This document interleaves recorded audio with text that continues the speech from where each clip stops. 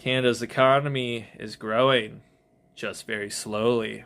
Question for you, John, is Canada stuck in a low growth decade, and what does that mean for your job and investments? Um, yes, I mean, whether it's still stuck in a low growth decade is hard to say. It's probably still going to be stuck in low growth for at least the next few years. Um, will we come out of that? I mean, history tells us the answer is yes. Though, with the changes to the U.S. regime, there's a lot of problems with saying we're going to rely on historical precedents.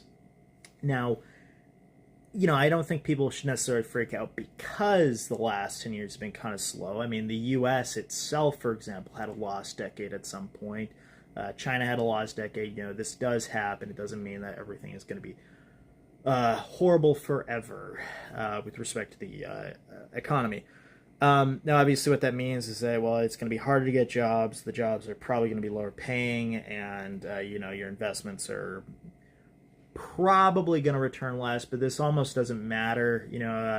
A year ago, I did a proprietary analysis on correlates with the market, and what I found, for example, is that GDP actually isn't a very strong correlate with the S&P 500.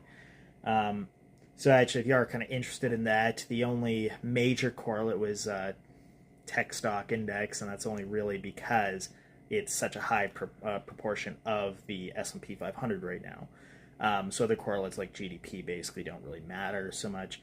And, big companies are still going to profit in these times. How do they profit? Well, they do things like they lay people off, right? So will your investments be slower? Probably not. Fair enough. Great answer. Thank you.